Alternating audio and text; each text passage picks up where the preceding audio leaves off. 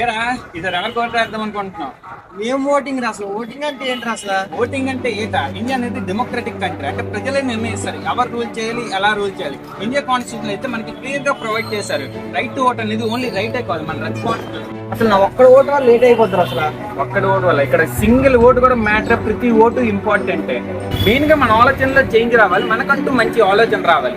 ఎవరు ఓటేసారని మనకు అనవసరం. మనం ఎవరి ద్వారా ఇన్ఫ్లుయెన్స్ అవ్వకుండా, ఎవరికి డిపెండ్ అవ్వకుండా మనం ఓటేసేలా ఉండాలి. మన రాష్ట్రంలో ఎంఎన్సీ కంపెనీలు లేవు కదా, ఇంకా పెద్ద పెద్ద కంపెనీలు కూడా లేవు కూడా. ఇప్పుడు మనం సరిగ్గా ఎన్నుకుంటే వాళ్ళు తెచ్చే ఛాన్సెస్ ఎక్కువ ఉన్నాయి. ఇప్పుడు కాకపోయినా లాంగ్ రన్ లో కూడా తెచ్చే ఛాన్సెస్ ఉన్నాయి. అందుకని మనం సరిగ్గా ఎన్నుకుంటే వచ్చే నాయకుడు మనకి తెచ్చే ఛాన్సెస్ చాలా ఎక్కువ ఉన్నాయి. సరే నాకు ఓటేయమంటున్నావు కదా, నేను వెళ్తాను, నోటాకి వేస్తాను. ఇప్పుడు చాలా మంది తప్పు అక్కడే చేస్తున్నారు. నోటాకి 99 ఓట్స్ వచ్చాయి 100కి. అదే X% కి 1 ఓటే వచ్చింది, Y% కి 0 ఓట్స్ వచ్చింది.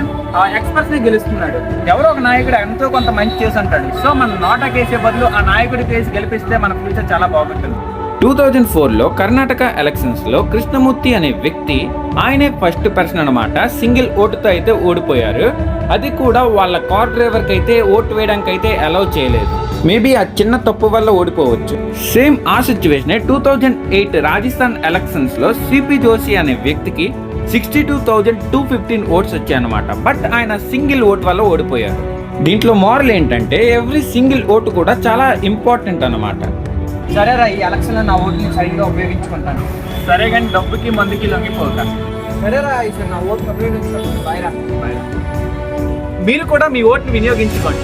మీరు మంచి పథకాలు ఇచ్చేవాడికి కాకుండా మీకు మంచిగా ఉపాధి కల్పించే వాడికి ఎన్నుకోండి. మీకు, మీ తల్లిదండ్రులకి, మీ పిల్లలకి బాగా చూసుకునే నాయకుడికి ఎన్నుకోండి. ఈ నెల 13 నుంచి అయితే మన ఎలక్షన్స్ అయితే స్టార్ట్ అవబోతున్నాయి. ఎలక్షన్స్ అనేవి పండగ లాంటివి. ప్రతి 5 సంవత్సరాలకు ఒకసారి కుల మత భేదం లేకుండా ప్రతి ఒక్కరు కలిసికట్టుగా నాయకుడిని ఎన్నుకునే రోజు.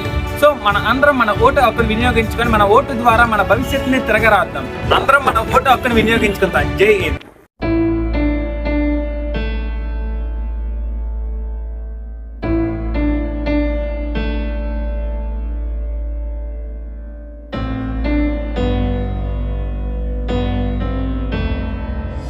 This is where you rise, this is where you shine, this is where you become